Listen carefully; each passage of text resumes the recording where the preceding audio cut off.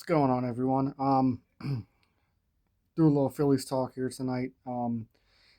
Night, big night from Jesus Luzardo. Luzardo goes 7 innings tonight, striking out 11 guys, not allowing a run. Obviously, he got off to a slow start this season, but the Phillies have now won his last 9 starts going back to May 25th, and Luzardo coming into tonight had a 1.95 ERA on the road, and obviously that went down tonight. And I believe his ERA overall is down at 3.51. Luzardo has been excellent. He's really stepped it up. He's become the guy that I know he is. He's the guy that they signed. Okay. The point of this video, though, was to talk about the big elephant in the room with this team, which is still the bullpen. Outside of Duran, who do you really have? Do you trust? I mean, I don't trust Kirkring. I do not trust Boland. Jose Alvarado and Tanner Banks both have over 7 ERAs. They were two guys coming into the season that you thought you could count on.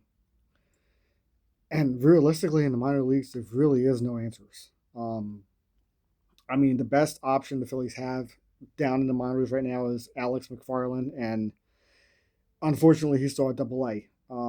McFarland is going to be a force whenever he does get up to the major leagues. He's got a plus fastball, plus slider. He's really tearing it up down there.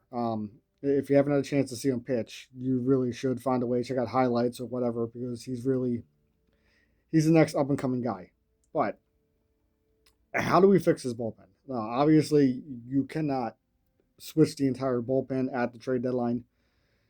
But what are the realistic options for the Phillies? I mean, who can they go get? I mean, I'm seeing Aroldis Chapman's name put out there, but I'm also seeing like 7 or 8 other teams who are going to be in on Chapman. Teams that probably have more to trade with.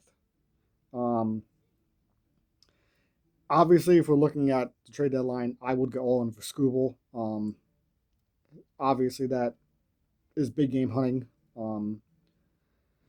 But right now, looking at the bullpen options that are out there that I think the Phillies could possibly get at a reasonable price, actually, with some of these guys. Well, let's start with the guys who aren't going to be reasonable. Aroldis Chapman, obviously. I mean, he's got a 2.36 ERA this season, 18 saves in Boston. He's done it all. He's pitched in big games. However, he is getting up there in age. Okay, he is 38 years old. He has shown some kinks in the armor at times this season. He hasn't been as solid as he was in the past, which is to be expected with all the mileage that's been on his arm. Interesting name that has come across really some boards now is Josh Hader. And Josh Hader has a pretty expensive contract, so the prospect pool may not be as bad to get him because if you take on his money, and let's be honest, the Phillies can take on his money. It's starting to look like the Astros probably shouldn't keep taking on his money because the Astros aren't ready to win. They got to rebuild, retool. So I think that's a really viable option. I mean, he's only pitched a few innings this season, but his ERA is under 1. And he's been unhittable at times. He would be the perfect setup man for Duran if you could make that happen. Another interesting name, going back to Boston, Garrett Whitlock. I like Garrett Whitlock a lot. He's a guy that I still can't believe that the Red Sox got him for the price that they got him for. It was a mistake, for the Yankees to let him go when they did. I mean, he's 30 years old. He has team options in his contract for 2027 and 2028, which would make, the prospect pool for him a little bit more expensive. Right now, he has a 2.48 ERA this season. He's been one of the best options out of the bullpen for the Red Sox, a team that, if you haven't noticed, is climbing back into the race. So, like, him and Chapman may not go anywhere because the Red Sox currently are 2.5 games out of a playoff spot. But anyway, another name to look at in the same division is Yiner Cano out there in Baltimore. I'm not a fan of this guy. His velocity has dipped the last few seasons. He's primarily a sinker bowler now who wants to have you hit the ball on the ground, and let's be honest. I mean, with the Phillies infield, aside from Stott, do you really want guys hitting the ball on the ground all that often late in the game? An interesting name in New York that could be moved with the Mets is AJ Minter. I mean, let's be honest, AJ Minter is pretty much pitched for every team in the National East, I think, besides the Phillies and Marlins. It feels like every time you look up, this dude is pitching in the National East. And it's been a little frustrating at times, honestly. Um, but he's pitched outstanding for the Mets this season. Would the Mets be willing to move him to the Phillies? I, it's an expiring contract. He's up at the end of the season. The Mets are going to make moves. The Mets are going to be in full sell mode here in the next couple of weeks. Could you go get an AJ Minter? I mean, I don't think they would move him to the Phillies, but I wouldn't mind seeing it if the Phillies can make that happen. Um,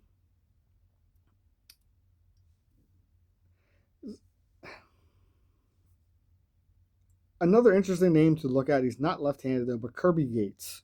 Um, Kirby Yates has pitched very well this season. He's 39 years old. He has pitched for a lot of teams, but his ERA is in the twos this season. He's really got his sinker ball working, and he's a guy that knows how to pitch in big games. He's pitched for good teams. He's pitched in pennant races. He's pitched in playoffs. Pitched in the World Series. Um, that's not a bad option. It probably wouldn't cost that much to go get him. It wouldn't kill the limited prospects the Phillies already have to move. Um, so yeah, he's an interesting name to look at. I saw a couple other names on the list. Andrew Kittredge, no, no, don't want him. Ryan Thompson, no, doesn't do it for me. Jojo Romero, I mean, come on, no, no, no.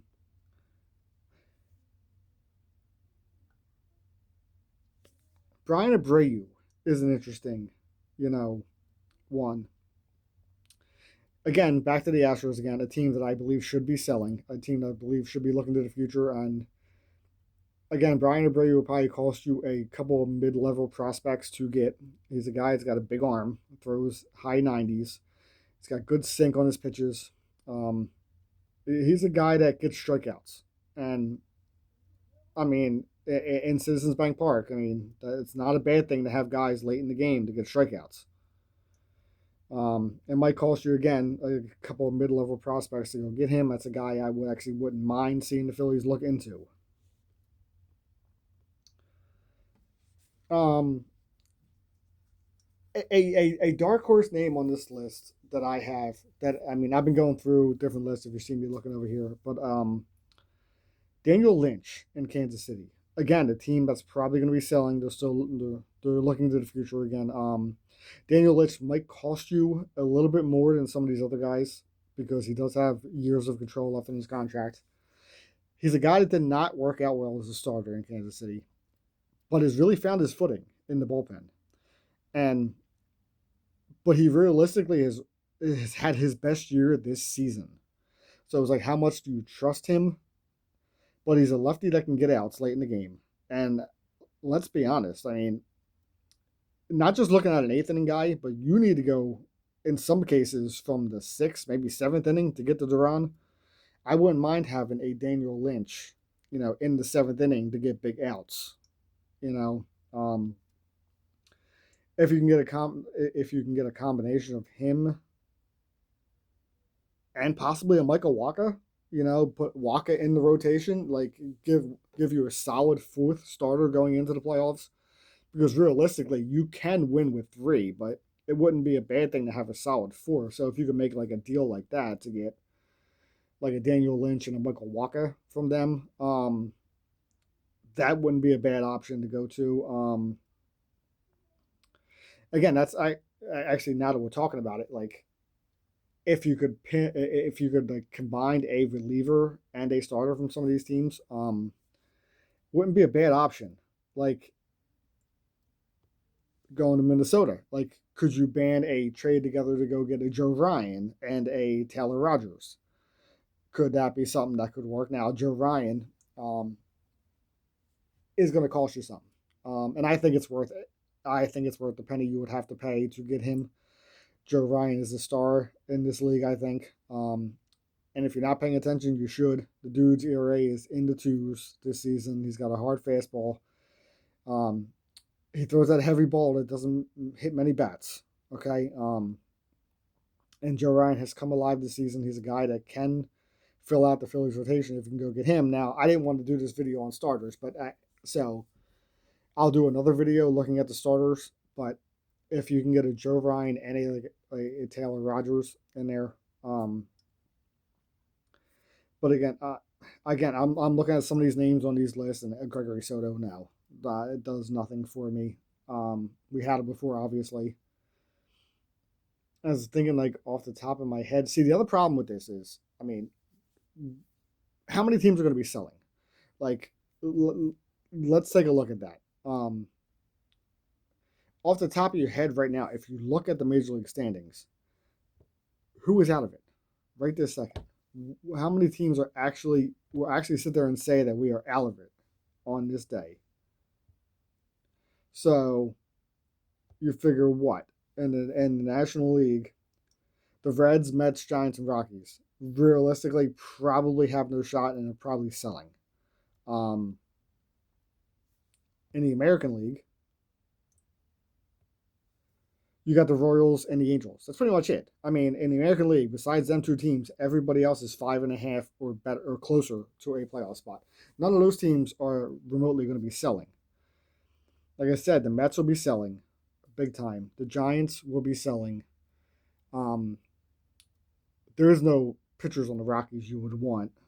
I'm trying to think. Maybe a Sam Moll in Cincinnati as a lefty option. He won't cost much if the Reds want to move him. Again, a Brooks Riley from the Mets if they, if they want to move on from him. But again, would the Mets really help the Phillies? I don't think so.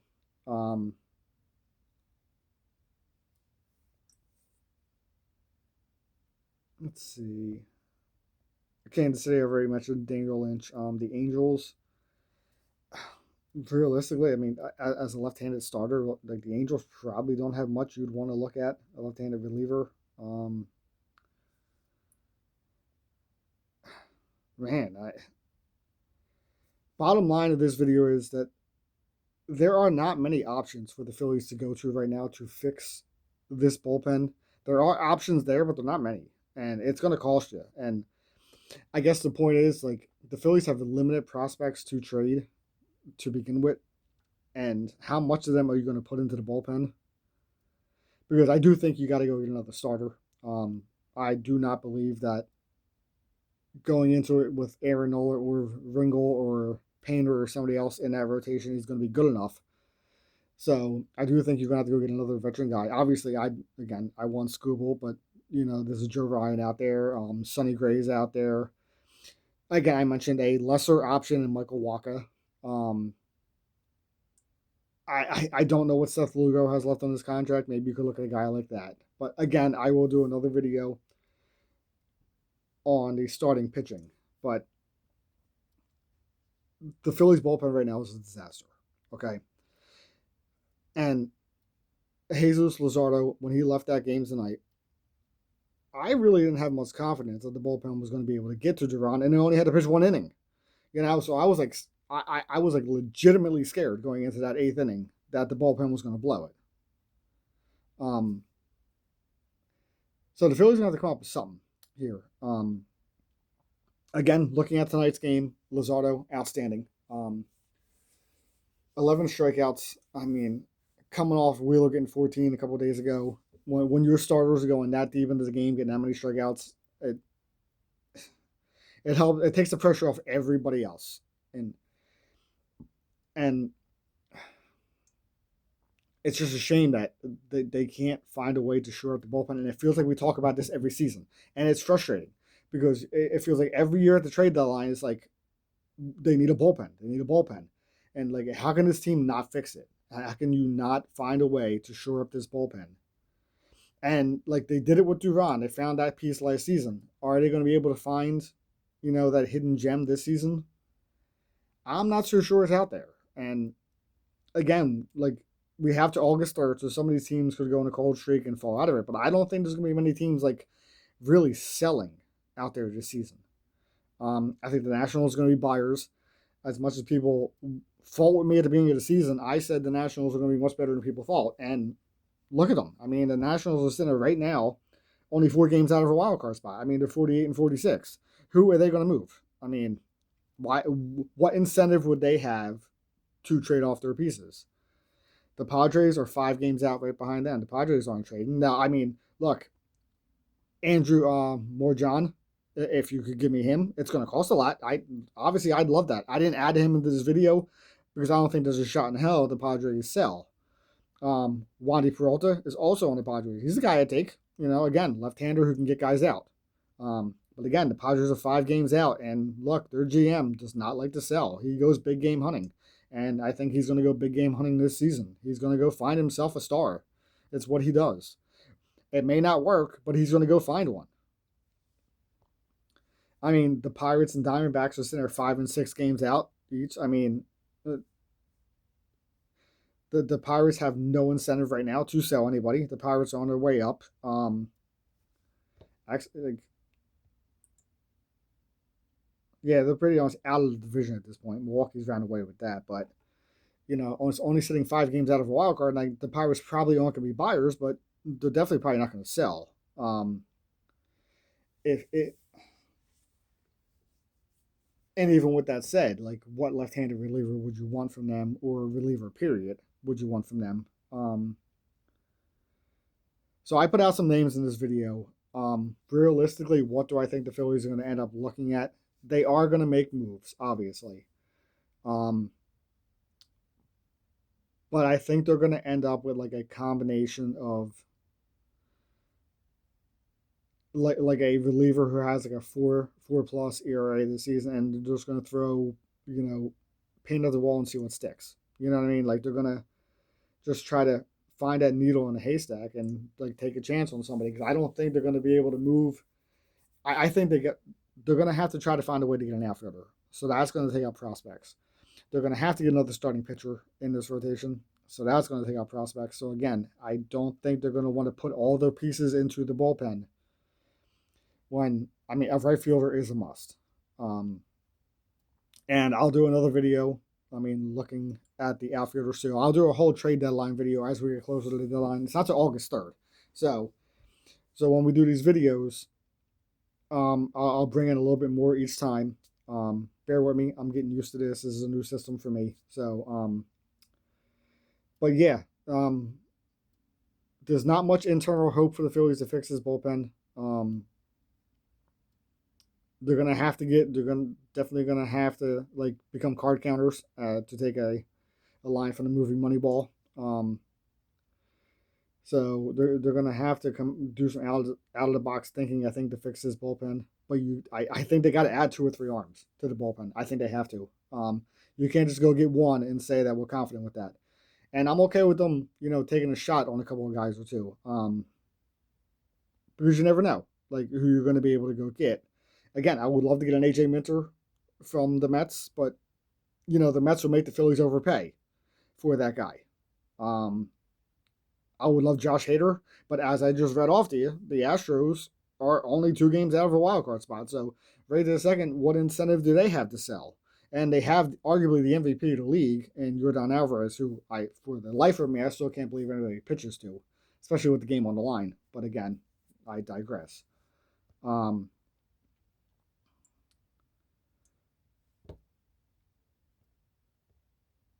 Let's see, what else? I mean, again, the Twins, we discussed them. There's not much bullpen help there. They're only a game out of a wild card spot themselves. The Red Sox are now up to 2.5, as I said at the start of this video. So, again, with all the Chapman talk, Garrett Whitlock, I mean, are the Red Sox? I don't see why the Red Sox would sell. Not market. I mean, why would you sell? The Red Sox are going to add.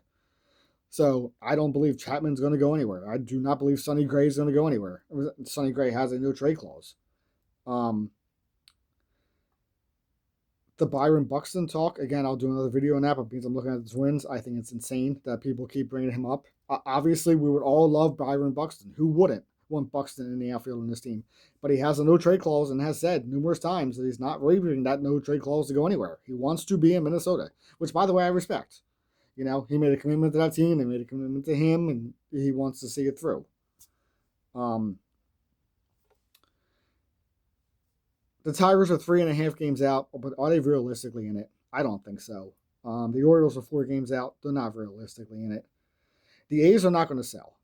They're 5.5 out, but the A's believe that once they get they have some injuries right now. They believe once they get healthy, they can still make a run in the American League West.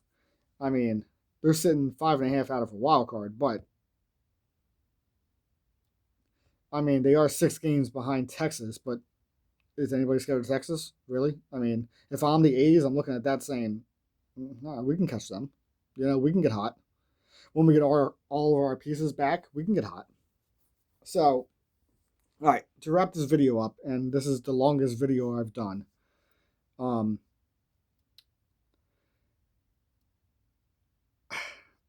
Go, if you're the Phillies, go try and get me an AJ Minter. Go try and get me a Wandy Peralta. If you can get more John from the Padres. I saw a combination of him and possibly a Michael King. I wouldn't give up the package I saw for it, but if you can give up a different kind of package, I wouldn't mind seeing, you know, a more John and a Michael King. But if you give me the option of which one I want more, give me a more John. But again, I don't think the Padres will trade. All right. With that being said, Jesus Luzardo, you're the man. You're fantastic. You've become everything I thought you would be, and everything this team has paid you to be. The Phillies currently sit 3 games behind Atlanta, and from where we started it this season, if you had said that the Phillies would be 52-42 with 3 games left before the All-Star game and only 3 games out, I think everybody would have taken that. All right, we'll be back with some more content tomorrow or Saturday. I'll put together some better thought out videos. But thank you for those of you who sat through this one. I'll give you some more content as we go along. Please like and subscribe. Let's talk about it.